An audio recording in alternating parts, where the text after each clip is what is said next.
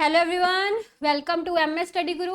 सो आज की इस क्लास में हम फैलिसीज के बारे में समझने वाले हैं। फैलिसीज एक बहुत इंपॉर्टेंट टॉपिक है यूजीसी नेट पेपर 1 के पॉइंट ऑफ व्यू से। सो मैं आपको कुछ इंपॉर्टेंट फैलिसीज के बारे में इस वीडियो में बताऊंगी। So like and share please कर दीजिएगा एंड एंड तक वीडियो को देखिएगा पूरा फायदा लेने के लिए, और अपने नोट्स भी बना लीजिएगा ताकि आपको ये फैलिसीज भूले नहीं। वैसे मैं जिस ढंग से आपको करवाऊंगी, आपको ये फैलिसीज की एग्जाम्पल समझाऊंगी मैं, तो ये आपको भूलेंगी नहीं फिर। ठीक है जी। अगर आप चैनल पे न्यू आए हैं तो जल्दी से इसे सब्सक्राइब भी कर लीजिएगा। बात करते हैं फैलिसीज की। सबसे पहले मैं आपको बता दूं कि आप मेरा पूरा कोर्स जो है यूजीसी नेट का वो असेस कर सकते हैं अनअकैडमी लर्निंग ऐप पर। अनअकैडमी लर्निंग ऐप पर अगर आप प्लस सब्सक्रिप्शन लेते हैं तो आपको UGC net paper 1 and paper 2 दोनों मिलते हैं सिंगल सब्सक्रिप्शन में। मैं वहां पर आपको यूजीसी नेट पेपर 2 में इकोनॉमिक्स करवाती हूँ। ठीक है जी। कोड है मेरा सिमर10, डिस्क्रिप्शन में भी लिखा हुआ है। अनअकैडमी की किसी भी तरह की सब्सक्रिप्शन लेने के लिए आप ये कोड यूज करके मैक्सिमम डिस्काउंट ले सकते हैं। एंड जो फ्री क्लासेस होती हैं उनके अपडेट्स आपको टेलीग्राम ग्रुप में मिलते हैं। उस टेलीग्राम ग्रुप का लिंक भी आपको डिस्क्रिप्शन में दिया गया है, फॉलो कर सकते हैं। And the other thing is, मेरी यूजीसी नेट इकोनॉमिक्स की जो बुक है उसका बाइंग लिंक जो है वो भी आपको डिस्क्रिप्शन में दिया गया है, और मेरी अनअकैडमी की प्रोफाइल का लिंक भी आपको डिस्क्रिप्शन में दिया गया है। ठीक है जी। So let's start the session. देखिए, सबसे पहले अभी हम formal fallacies and informal fallacies का मतलब समझते हैं, उसके बाद हम टाइप्स पर जाएंगे। ठीक है। फॉर्मल फैलिसीज क्या होती हैं? देखिए, फॉर्मल फैलिसीज वो हैं that is errors in logic. जब लॉजिक में एरर होता है, that conclusion is not spotted by the premises. जब कंक्लूजन जो है वो प्रीमिसेस को स्पॉट नहीं करती। Formal fallacies you can say जब फॉर्मेशन में एरर हो, फॉर्मेशन में या लॉजिक में एरर हो, और जब कंक्लूजन हमारी प्रीमिसेस को सपोर्ट ना करे। जैसे कि प्रीमिस है ऑल ब्लैक बग्स आर कैनरीवोर्स। ठीक है, सभी ब्लैक बग्स कैनरीवोर्स हैं। इस तरह से हम इसकी वेन डायग्राम बना सकते हैं। And the second is all rats are carnivores, और सभी रैट्स जो हैं, ऐसे सभी रैट्स जो हैं वो भी कैनरीवोर्स है। अलग से बनाना है तो सभी रैट्स कैनरीवोर्स हैं, ऐसे है ना। तो उसने कंक्लूजन लिख दिया all rats are black bugs, तो जो सारे रैट्स हैं वो ब्लैक बग्स हैं। क्या ऐसा होगा? नहीं होगा। रैट्स अलग हैं, ब्लैक बग्स अलग हैं। कंक्लूजन सपोर्ट नहीं कर रही प्रीमिस को। So this is a formal fallacy. Informal fallacy बहुत तरह की होती है। बेसिकली इनफॉर्मल फैलेसी तब होती है जब there is misuse of language. ठीक है, लैंग्वेज का मिस यूज हो तब इनफॉर्मल फैलेसी होती है। मैं आपको इसकी भी एक एग्जांपल बता देती हूँ। जैसे कि मान लीजिए प्रीमिस 1 है कि एक फीट जो है वो 12 इंचेस का होता है। ए फीट इज 12 इंच। ठीक है, और दूसरी प्रीमिस मैंने लिख the most people have feet, या ऑल पीपल हैव फीट, कि सभी लोगों के जो पैर हैं वो होते हैं। ठीक है, और कंक्लूजन मैंने इसकी निकाल ली most people feet in 12 inch. Most people feet in 12 inch. तो बताइए, ये लैंग्वेज में एरर आ गई ना, लैंग्वेज में फैलेसी आ गई। कैसे? क्योंकि मैंने कहा है एक फीट में 12 इंच होते, तो यहाँ पर जो फीट है इसका मतलब यूनिट ऑफ मेजरमेंट वाला फीट है ना। और ये वाला जो फीट है ये वाला पैर वाला फीट है जिसको हम पाम बोलते हैं। ठीक है, तो दोनों अलग अलग हैं, है ना। तो यहाँ से मैंने कंक्लूड कर दिया कि सभी लोगों के फीट जो वो 12 इंच के होते हैं। तो ये एरर इनफॉर्मल फैलेसी लैंग्वेज में एरर है, क्योंकि दोनों का मतलब अलग अलग है। ठीक है। अभी बात करते हैं एक्सीडेंटल टाइप्स ऑफ फैलेसी में। सबसे पहले एक्सीडेंटल फैलेसी। एक्सीडेंटल फैलेसी वो होती है जब आप किसी ऐसे रूल को, जनरल रूल को उस सिचुएशन पर अप्लाई करने की कोशिश करते हो जिस पर वो अप्लाई नहीं होता। हर एक पर्टिकुलर सिचुएशन का कोई लिमिटिंग केस होता है जहां पर वो रूल अप्लाई नहीं हो सकता, बट उस जनरल रूल को आप जब उस केस पर अप्लाई कर देते हो, so it will become accidental fallacy. जैसे कि अगर अगर हम किसी को चाकू से मारते हैं, अगर हम किसी को चाकू मारते हैं तो ये एक क्राइम है, ये एक अपराध है ना। तो अगर मैं कहूँ कि सर्जियंस भी क्राइम कर रहे हैं क्योंकि सर्जियंस भी लोगों को चाकू लगा रहे हैं, तो it is accidental fallacy, because वो सर्जियंस के केस में चीज अप्लाई नहीं होती।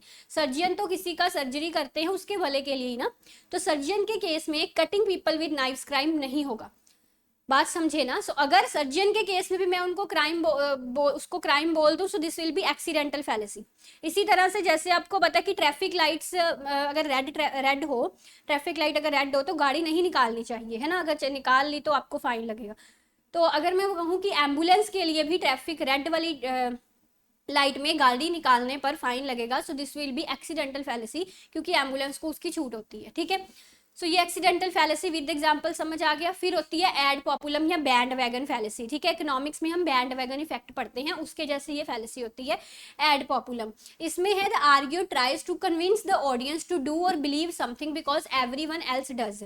इसमें क्या है कि एक आर्ग्यूअर जो है वो दूसरे को कन्विंस कर रहा है कि तुम भी ये काम करो क्योंकि बाकी सब भी कर रहे हैं, ठीक है। तुम्हें ये काम इसलिए करना चाहिए क्योंकि बाकी सब भी कर रहे हैं। जैसे कि an increasing number of people are turning to yoga as a way to get in touch with their inner being, कि ज्यादा से ज्यादा लोग जो है वो एज ए योगा के टच में रह रहे हैं अपने इनर बीइंग को अच्छा बनाने के लिए, है ना। तो इसलिए yoga helps one get touch in with their inner being. तो ये चीज जो है ये मतलब ऐसी चीज जो साइंटिफिकली प्रूवन नहीं है, बट सभी वो कर रहे हैं तो तुमको भी करना चाहिए। जैसे कि सभी के पास आईफोन है, तो आईफोन जो है वो एक स्टेटस सिंबल बढ़ा रहा है, तो क्योंकि सभी के पास वो है तो वो जरूर स्टेटस सिंबल बढ़ा रहा होगा, तो तुमको भी वो रखना चाहिए, ठीक है। ऐसे योगा जो है ज्यादा से ज्यादा लोग योगा कर रहे हैं क्योंकि योगा करने से उनको मन की शांति मिलती है एंड दे फील हेल्थी। तो क्योंकि सभी वो कर रहे हैं और सभी को वो अच्छा फील हो कर रहा है, तो तुमको भी वो करना चाहिए, तुमको भी वो अच्छा फील करवाएगा, ठीक है। सो इस तरह ये होता है एड पॉपुलम एंड बैंड वैगन। हालांकि उसके पीछे कोई जरूरी नहीं है कि उस चीज के पीछे कोई साइंटिफिकली एविडेंस हो, बट क्योंकि वो सभी वो उस चीज को ऐसा समझ रहे हैं तो तुम भी वो चीज करो तो तुमको भी वो वैसा ही रिजल्ट देगा, है ना, ये चीज। तो आगे देखिए red herring fallacy. Red herring fallacy में है attempts to distract from the main issue by bringing in irrelevant information. किसी को डिस्ट्रैक्ट करना मेन इशू से, उससे कोई इरेलीवेंट इंफॉर्मेशन या गलत जानकारी देकर। इसकी एक बेस्ट एग्जांपल है कि एक मदर और उसका बेटा बाजार मार्केट में जाते हैं, तो मार्केट में खिलौनों की दुकान आती है, तो उस खिलौनों की दुकान को देख के बच्चा जिद करने लगता है कि मुझे ये खिलौना चाहिए। तो जो मदर है उसको डिस्ट्रैक्ट करने के लिए कहती है कि इसे छोड़ो, हम जल्दी घर पहुंचते हैं, घर पर मैंने तुम्हारे लिए बहुत अच्छी एक पार्टी अरेंज की हुई है ना, या मैंने घर पर तुम्हारे लिए पिज्जा बना के रखा हुआ है, कुछ भी ऐसा। सो जस्ट उसे डिस्ट्रैक्ट करने के लिए कि वो खिलौना लेना भूल जाए, उससे इरेलीवेंट, हालांकि घर में कोई पार्टी होगी नहीं, जस्ट उसे वो इरेलीवेंट इंफॉर्मेशन दी जा रही है उसे प्रेजेंट सिचुएशन से डिस्ट्रैक्ट करने के लिए, ठीक है। It is red herring fallacy. फिर होती है complex question fallacy. Complex question fallacy में क्या होता है, it is committed when someone ask a question that presupposes something. ऐसा क्वेश्चन जिसमें कुछ प्रीसपोज कर लिया जाता है जो कि अभी तक प्रूव नहीं हुआ, ठीक है। जैसे कि have you stopped cheating on exams, क्या तुमने एग्जाम्स में चीटिंग करनी बंद कर दी। अब कम्प्लेक्स क्वेश्चन फैलेसी एक बड़ी मजेदार फैलेसी है। इसमें क्या होता है कि दूसरे को कम्प्लेक्स क्वेश्चन में फंसा देना, अगला अगर हाँ में जवाब दे तब भी फंसा, ना कहे तब भी फंसा। अगर क्वेश्चन पूछ लिया गया कि आपने एग्जाम्स में चीटिंग करनी छोड़ दी है, ठीक है, तो अगर वो कहे हाँ, दैट मीन्स कि वो पहले चीटिंग करता था, अगर वो कहे ना फिर तो फंसा ही फंसा, है ना। सो इसमें ये है कि एक सिचुएशन को प्रीस्पोज कर लिया गया, दैट मीन्स कि जो क्वेश्चन पूछ रहा है उसके लिए उसके द्वारा ये प्रीस्पोज कर लिया गया कि अगला बंदा एग्जाम में चीटिंग कर रहा है, तो उसने उसे इस ढंग से क्वेश्चन पूछा कि क्या तुमने एग्जाम में चीटिंग करनी बंद कर दी। हालांकि वो प्रूव नहीं हुआ कि वो सचमुच एग्जाम में पहले चीटिंग करता था या नहीं करता था, बट एक प्रीस्पोज करके क्वेश्चन पूछा गया। तो जब ये प्रीस्पोज करके चीजों को क्वेश्चन पूछा जाता है, this is a complex question, ठीक है। ओके, सो आगे देखिए fallacy of division. Fallacy of division में है assuming that what is true of the whole is true for the parts. जो पूरे होल के लिए ट्रू है वो उसके पार्ट्स के लिए भी ट्रू है। जैसे कि गाड़ी ब्लू है तो इसका इंजन भी ब्लू होगा, ठीक है। जो पूरे हॉल के लिए ट्रू है वो पार्ट के लिए भी ट्रू है, this is fallacy of division. जबकि ऐसा नहीं है, जरूरी थोड़ी है ना ऐसा हो, अगर गाड़ी ब्लू है तो जरूरी नहीं है कि उसका इंजन भी ब्लू हो। सो ये फैलेसी ऑफ डिवीजन होती है। सो इसी के साथ ये इंपॉर्टेंट फैलेसीज मैंने आपको करवा दी हैं। इसके अलावा भी बहुत सारी इंपॉर्टेंट फैलेसीज हैं, मैंने आपको वो करवाएंगे जिससे ज्यादातर एग्जाम में क्वेश्चंस आपको पूछे जाते हैं। सो होपफुली ये वीडियो आपके लिए बहुत हेल्पफुल रही होगी। अगर हेल्पफुल रही है तो लाइक एंड शेयर भी कीजिएगा। Thank you very much for watching, take care, bye bye.